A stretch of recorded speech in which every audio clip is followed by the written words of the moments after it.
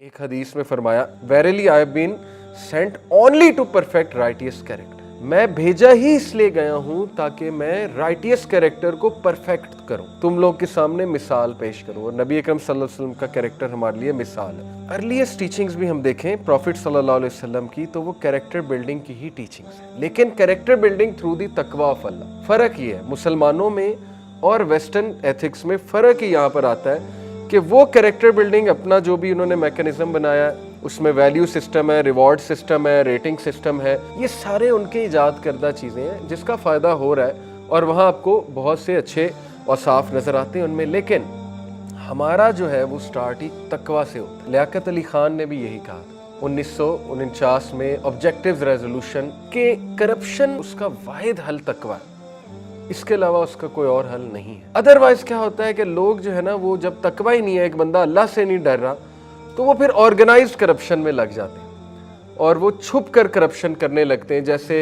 America waste में organised level पे corruption होती है कि पता भी नहीं लगता लेकिन करप्शन हो रही होती है, अंदर खाते बहुत कुछ हो रहा है, क्योंकि अल्लाह के नहीं डर। The religion itself is entirely good character. Religion है ही गुड कैरेक्टर। जैसे इमाम शाफी का वाकया है, बहुत मशहूर सही वाकया है कि वो इल्म हासिल करने गए, काफ़ी अरसा इल्म हासिल करके वापस आए, आलिम बन गए।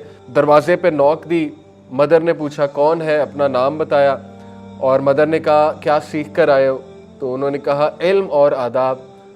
तो मदर गुस्से हुई, कहती कुछ नहीं सीखा, वापस चले जाओ। तो बड़ा शौक में आए कि ये क्या, मेरी वालदा ने इतना रूड बिहेवियर क्यों दिखाया।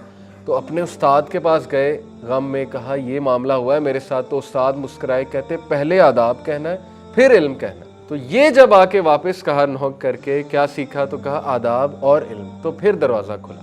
यानी वो मदर्स भी किस लेवल की विजनरी खवातीन थी।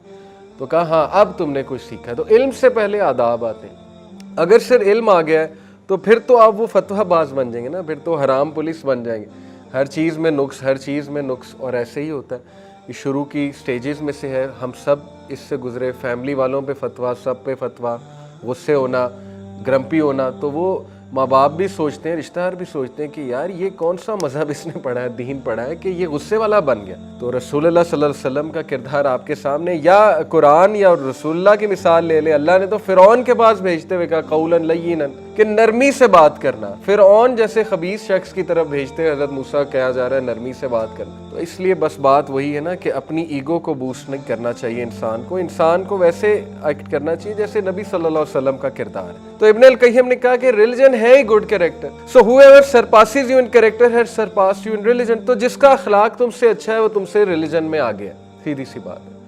इसलिए मैं हमेशा यूथ को कहता हूँ कि अगर आपने उस्ताद पकड़ना है तो इल्म तो ज़रूर देखें, लेकिन उसका अखलाक ज़रूर देखें। मेरे लिए सबसे important cheese while choosing a teacher is उसका अखलाक, उसकी नरमी, ये बहुत ज़रूरी।